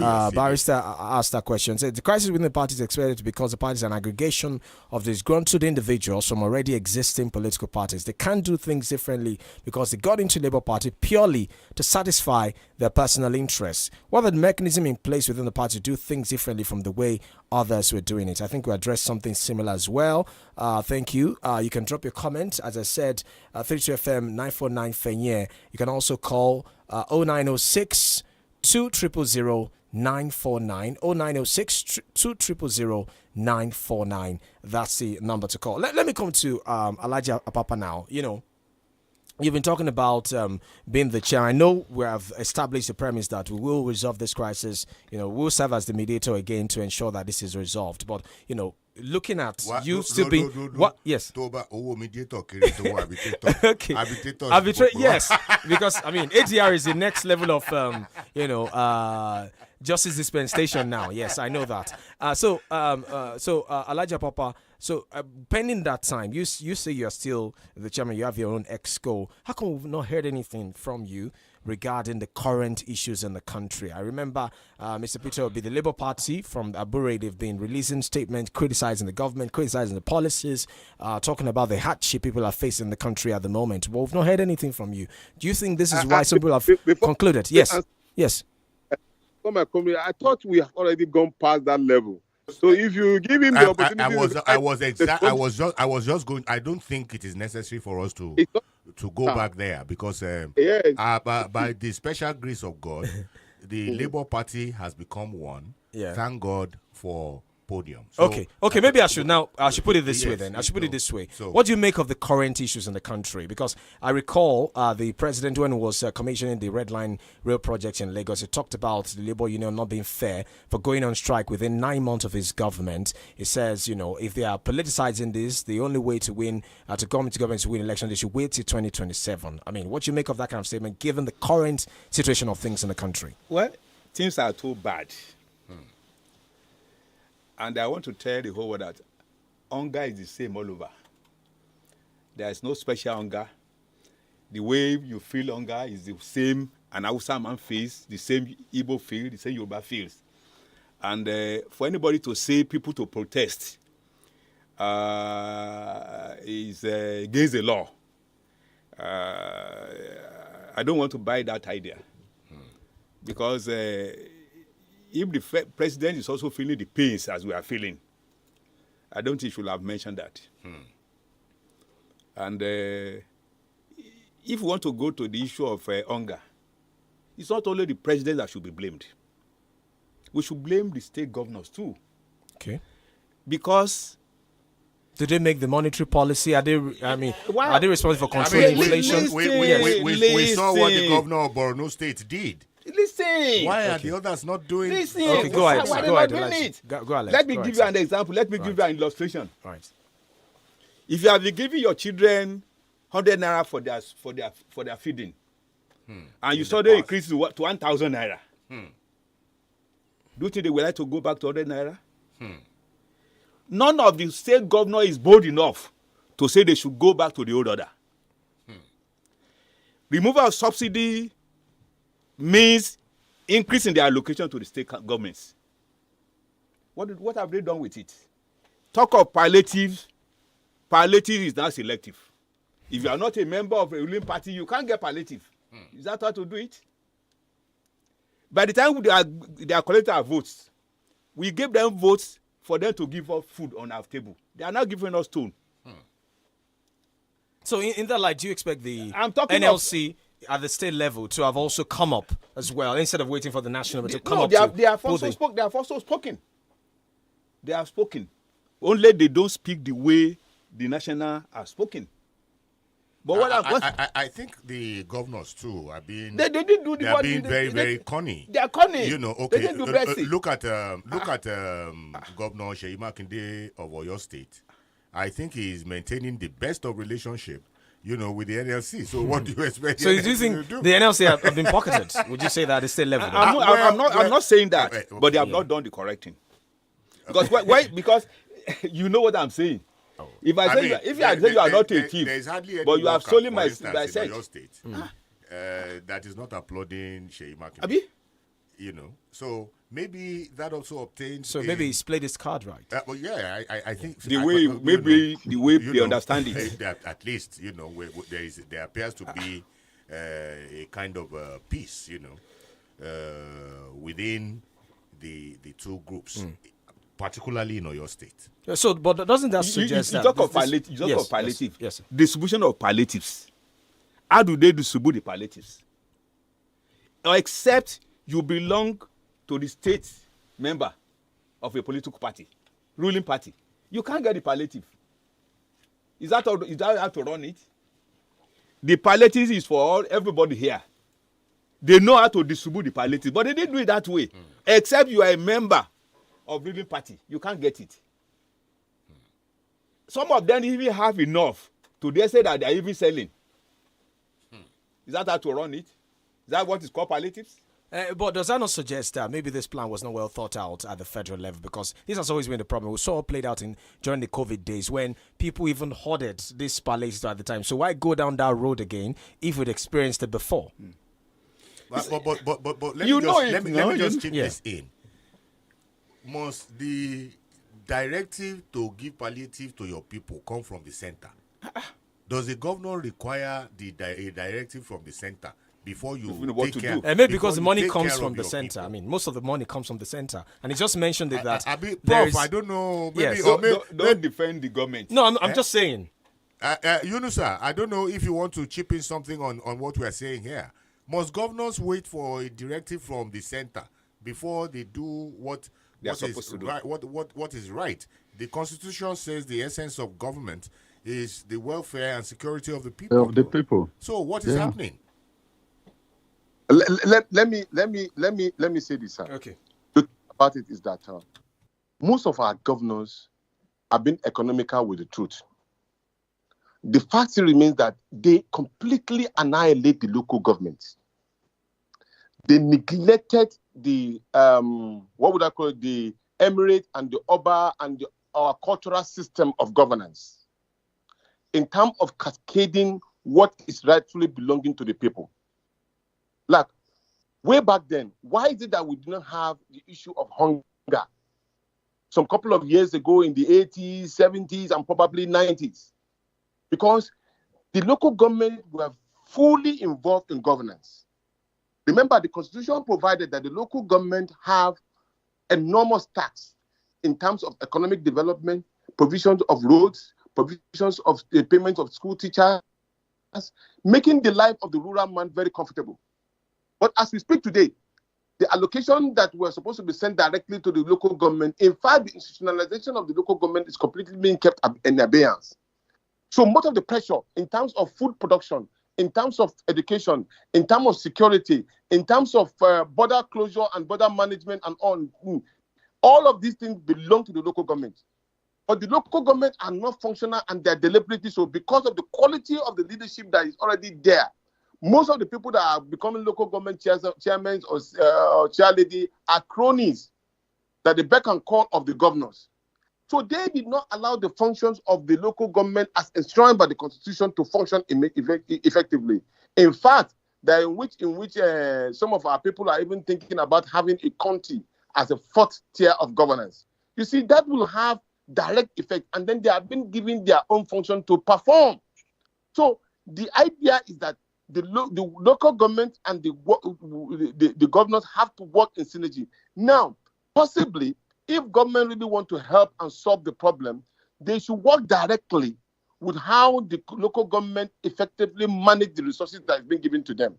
And once there's quality leadership, you will see that there are going to be a positive effect on the people directly. Because what happens in the local government directly affects what happens in the state, and what happens in the state directly affects what happens in the federal. This is how it is.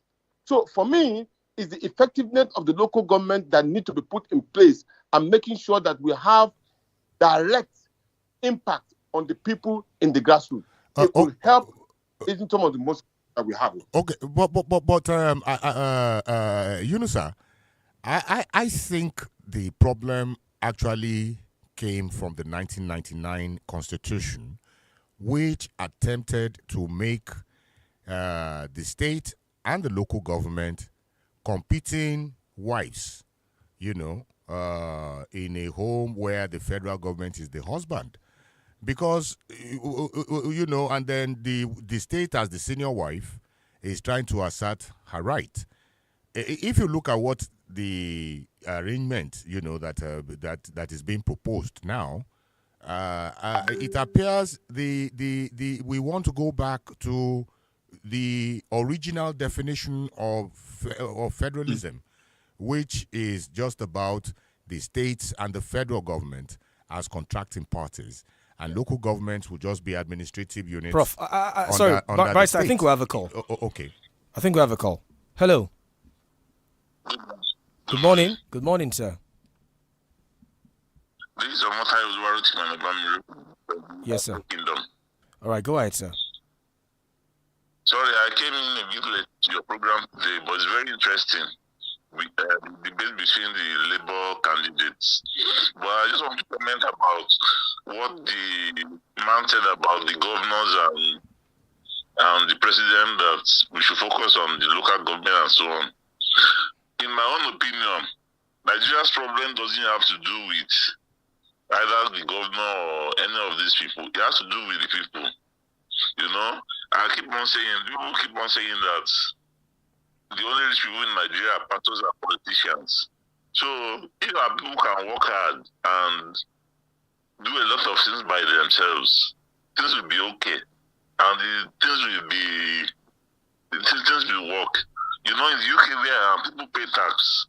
So when people pay tax, if anybody steals the money, the people will fight.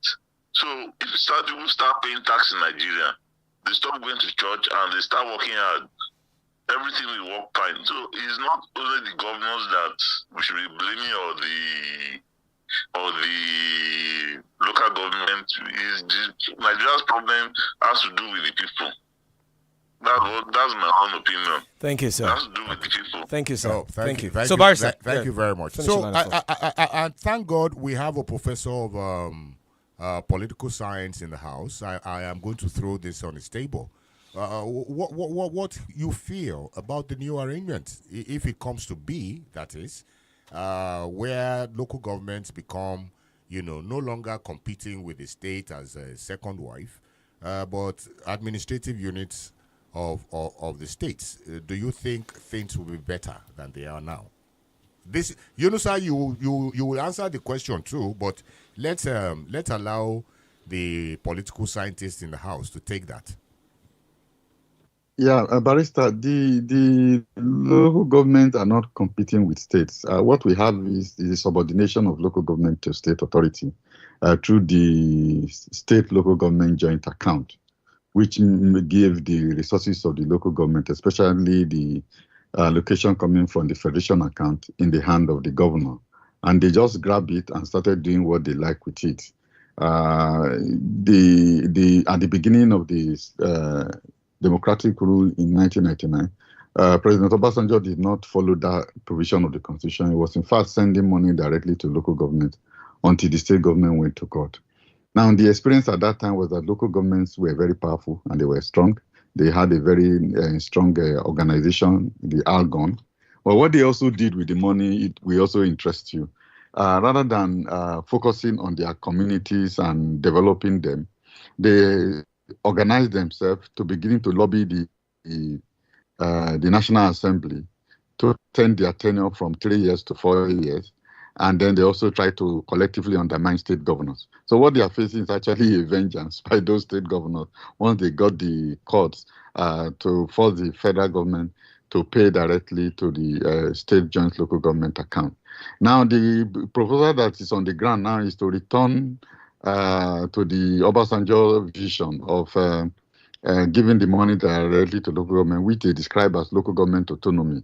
I think what we call that kind of money, and which is also a problem of Nigeria generally, is the non-correspondence between the sources of revenue and then the sources of accountability. Yes. What I was alluding to is this new call, this so-called restructuring, from the federal government.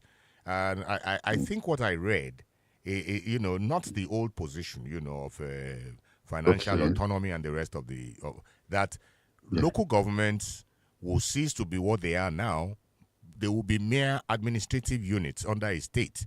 So the federal system that they are proposing will be one where the two parties will be the federal government and the states. Yeah, I think I've also, Prof, before you come in, I think I also heard was it the USA governor? He said it, on two different occasions that the federalism is known in different parts of the world, always has two two tiers, federal and state, and then we have some sort of an administrative role at the local level. Is that the kind of proposition that yes, Barrister is making as well?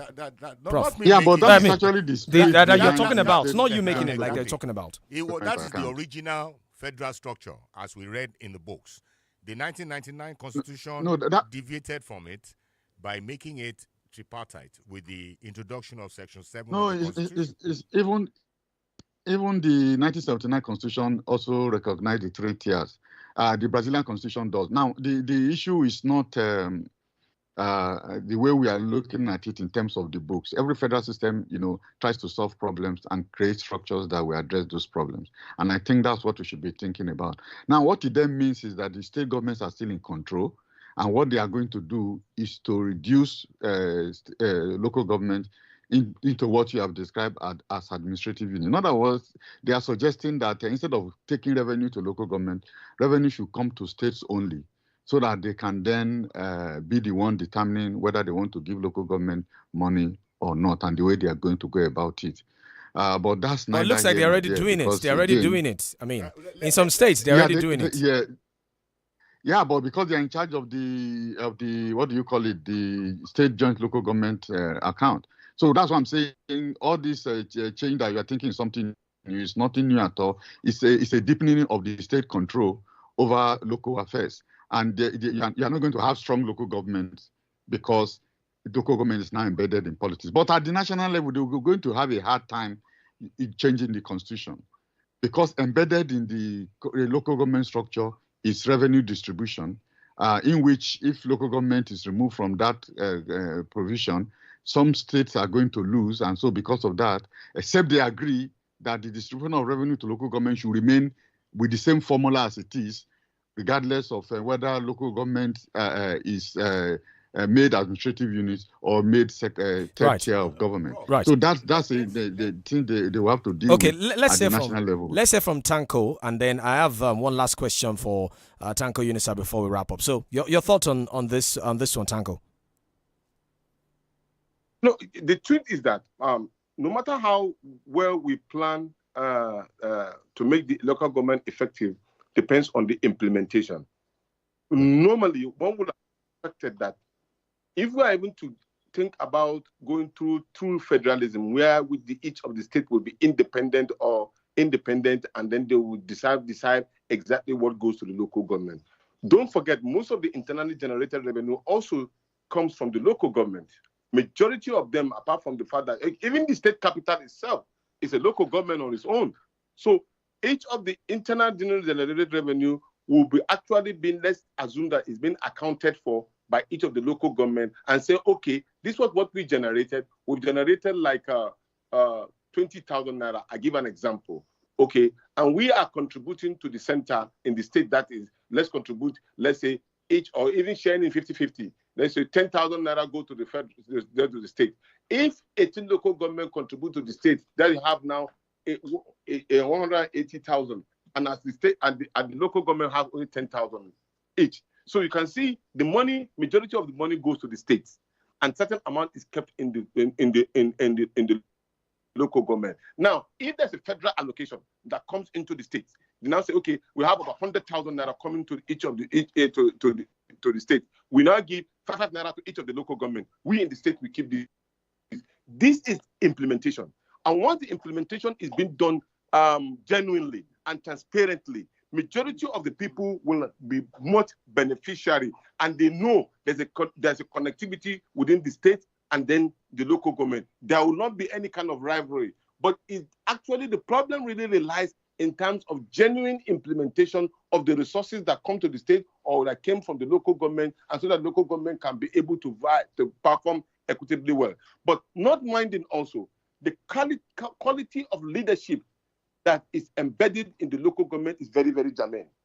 If the quality of leadership is just in the wings and canvases of the state governor, it becomes inimical. It will not function very well. You will see them just sharing the money in the interest of that particular person who is in governance. And that is exactly what we find in most of our state at the moment. Majority of the local government chairmen, very much of them are not capable of leading that particular local government. So therefore, what we have proposed is that every local government, quality person should vie for the positions of councillorship and then the positions of chairmanship, and then that will bring in quality leadership that will be able to function and take care of the problem. Because just like you building a force field, if the local government are functioning well, they protect the state and the state protect the national. And that's how it is. Just a quick one before we go. It's like a comment, but I want you to ask in the form of a question. So Kafar Adewale says, for the federal government and state government to be depriving local government from thriving, does that not say that the local government themselves are not effective? Does that not say the constitution is no longer effective? Then it should be amended. Nigerians are suffering because the needful has not been done. So in terms of amending the constitution, do you have faith in the National Assembly as presently constituted? I know you have members there. Very quickly before we go, amendment of the constitution to address some of these anomalies you've talked about. Some of your members are there. What do you expect from them? Yes, I support the action of even amending the constitution. Not only amending the constitution, in fact, even in our electoral laws, let me continue to have elections the way we are having under this particular electoral act and then the constitution. We will continue to have flawed election. I say this with all level of sincerity and patriotism. Look at the composition of INEC. The composition of INEC is still under the strings of the President of the Federal Republic of Nigeria, and that also have the commissioners too. So therefore, it's also the one that will affect the overall local government themselves. If the constitution did not give them independency and legitimacy in terms of the resources and how they share resources and all, they will still continue to have this particular problem. So amending it in such a way that it will give a clear-cut directive as regard to internal revenue generation and how the sharing formula will be, and ensuring there is a stringent implementation process which is punishable if that particular process is being done wrongly. That way we could have the local government functioning well and everything will go the way we expect it to be. Right. Okay, in other words, Yunusa, you are saying that the moment Tinubu finishes with Oronsoye report, we should go. Can you hear me? Yeah, we can hear you. We can hear you, sir. We can hear you. Okay, Yunusa, can you hear me? Yes, we can hear you. Okay, so that immediately we finish with the Oronsoye report, we go to the Waste report. Can you hear me? Yes, we are hearing you. Can you hear us? Yes, we can hear you. Can you hear? Mr. Tango, can you hear us? Is the Oronsoye report not outdated? Is it still relevant to the current situation? I think I read a report that said it should be implemented mutatis mutandis. You know, that it should be implemented mutatis mutandis. So Tanko, can you hear us? Yeah. Hello. Can you hear me? Yes, we are hearing you. We can hear you. So did you get can you hear us? Barrister's question regarding the Oronsoye report? So I said what you are saying in essence is, if we finish with the Oronsoye report, then we should go to the Waste report too. Exactly. Okay. Exactly. In fact, the Waste report should even take precedence. You know why? Because it will give us room to have good leaders that can be able to implement the Oronsoye report. Because if you do not have capable leaders who have the will to implement that particular Oronsoye report, it will just be a wasted effort. So we need. Mr. Tanko, we're wrapping up now. We're wrapping up. So let me go to Elijah Papa now. Very quickly, final word on the program. Final thoughts on the show. Final thoughts. Well, thank you for inviting me. Yes, and I thank you for the resolution to some extent. And your expectation? My expectation is that at the end of the day, we have a cause to be grateful to God. Mr. Tanko, final word. Expectation. Thank you very much. Yes. To bless Nigeria and give Nigerian people the fortitude to enjoy what God has given them, not bad leaders who have decided to put them in perpetual poverty. Thank you so much. All right, that's it on the podium. Special thanks to in-house panelist, Prof. and Barrister. Thank you to Elijah Papa for honoring our invitation. Thank you to Dr. Yunusa Tanko as well. Thank you to my producer, Bolabo Famous Cole. My name is 𝐿 Yusuf. That's it on the podium for today. We'll be back next Saturday for another edition. Enjoy the rest of your weekend. Bye for now. Thank you so much. The love, sir. Thank you. You're listening to 32 FM 94.9. 32 FM 94.9.